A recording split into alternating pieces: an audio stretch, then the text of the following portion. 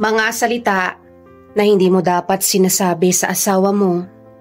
Una, wala kang kwenta. Kung wala siyang kwenta, alalahanin mo na meron siyang halaga. Pangalawa, nakakasawa ka na. Nagsasawa ka na sa kanya? Di ba nananahimik yan, tapos ikaw tong pumasok sa buhay niya? Pangatlo, wala kang pinagkaiba sa ex ko. Wala siyang pinagkaiba sa ex mo? Sana alam mo yung pakiramdam kung gaano kasakit na ikukumpara ka sa iba. At pang-apat, ang pangit ng ugali mo. Pangit ang ugali niya. Bakit niligawan mo pa kung nung una pa lang ipinakita niya na sa'yo yung mga bad side niya? Mamahalin mo pa rin ba siya? At pang-lima, wala akong paki sa'yo. Wala kang paki sa kanya? Totoo ba?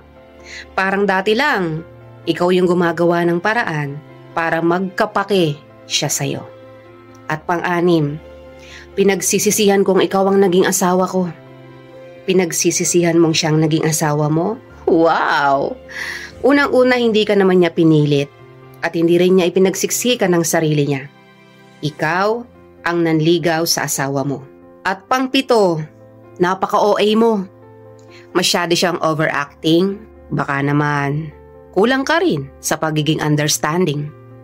At pang-walo, ang arte-arte mo naman. Ang arte niya. Paalala ko lang ha, kung yung pagiging maarte niya, in-apply niya noong wala pa kayong relasyon, malamang walang kayo ngayon.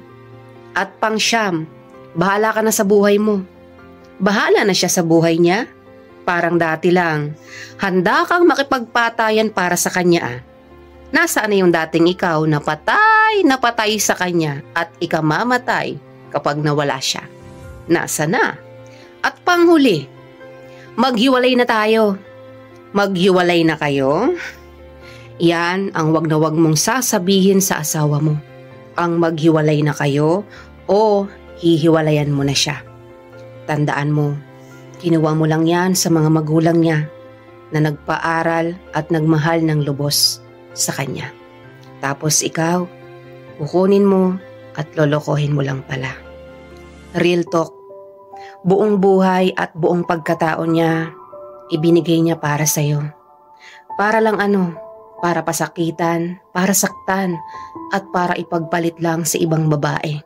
Minsan kahit nasasaktan na yan, kahit umiiyak na ng palihim, lalo na pag may nasabi kang masakit na salita na dumudurog sa kanyang damdamin, hindi yan kikibo.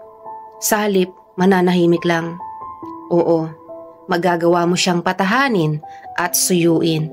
Pero yung mga sinabi mo, hinding-hindi mo na yun mababawi pa. Kaya ingat sa mga salita na bibitawan mo sa kanya. Partner kayo at hindi magkaaway.